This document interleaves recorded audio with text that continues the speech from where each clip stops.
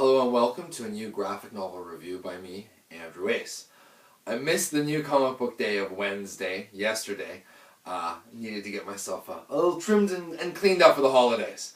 And with that in mind, this week's graphic novel review is on holiday themed books and or books that I got during the holidays that always take me back to special occasions. And the reason why I've diversified it is as I've gone through my library, I've noticed a couple of my favorite holiday-themed, Christmas-themed reads are lent out at the moment. And I don't normally lend out books, but I guess you're feeling the season's spirits or something like that. So, let me start though, first off with Batman. Everybody loves Batman. And of the two, Batman the Long Halloween by Jeff Loeb and Tim Sale is my pick for a holiday-themed graphic novel. I mean, first off, you got Batman. Goes down well with everybody. Second, the holiday killer, strikes on all the holidays, so this book's also good for Halloween, Valentine's Day, name any holiday pretty much, and it's got it covered. It's basically a year-long mystery that Batman's trying to solve. Who is the holiday killer? Great ending, and leads in very nicely to The Dark Victory, also by this creative team, and I recommend both very much. Just taking a personal moment though, Batman Year One was a gift I got, I want to say 5 or 6 years ago for Christmas, and I remember sitting around at the Christmas dinner, everybody else of course chatting and talking and doing all that social stuff, and here I was devouring Batman Year One. Now it's also an animated movie from DC, and the original creative team and the big name obviously attached with the book is Frank Miller, and it really defined a lot of, sort of a more grittier human Batman, I think I'd put it that way.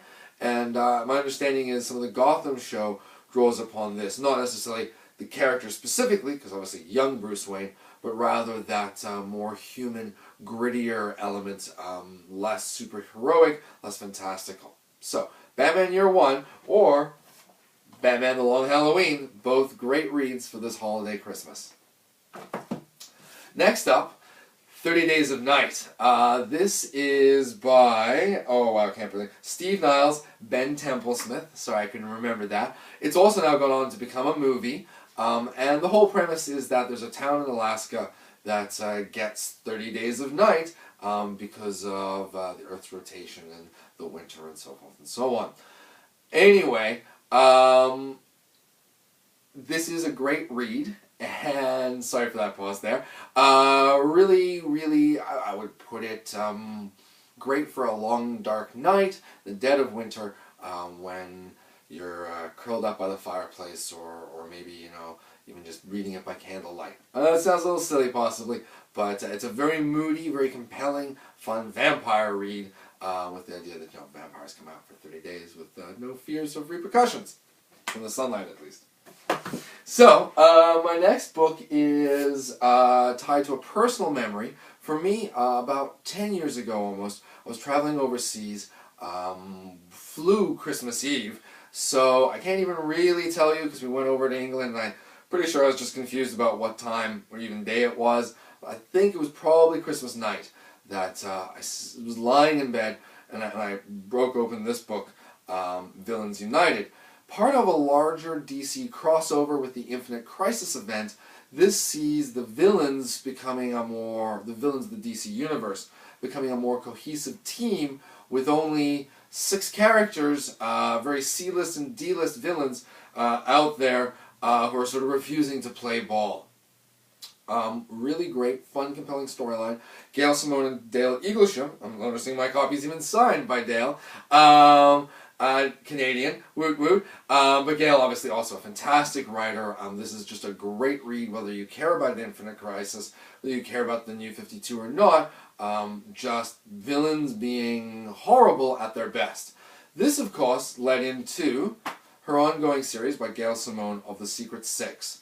Not the Suicide Squad that you're hearing all the news about today, but actually I prefer it, better read, and just really villains being villainous, but sort of with a bit of an anti-hero code of they take on jobs, and whoever's paying them is who they'll work for. So whether they're going up against superheroes or other supervillains, they just don't care. They're the biggest badasses around.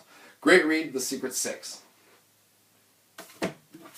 Finally, my last graphic novel recommendation, just before the Christmas holidays, is The Ghost Rider. Maybe not what you'd exactly have expected. This graphic novel, and this printing of this graphic novel, as there's a newer one out, is a bit old. This came out in the early 90s. I was a young whippersnapper back then, and I really enjoyed Danny Ketch's Ghost Rider, especially the motorcycle. I got this Christmas. I used to have a tradition, but could convince my parents, who hated comic books, to buy a graphic novel that I could get up early in the morning, and while waiting for everyone else Christmas morning, I'd unwrap this and sit in bed and read it while opening the stuff in my stocking. So I have incredibly fond childhood, early teen, I guess, memories of reading The Ghost Rider. And I guess with this, I would just say it doesn't matter what graphic novel you choose, as long as it's going to be something exciting and fun for the reader, and most of all, given with the spirit of love and appreciation for the people in your life. And with that, you can't really go wrong if they are sitting in bed early Christmas morning reading a graphic novel. At least that's my philosophy.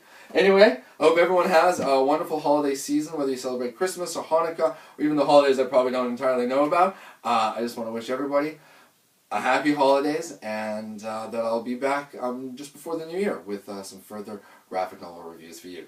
Take care. Bye.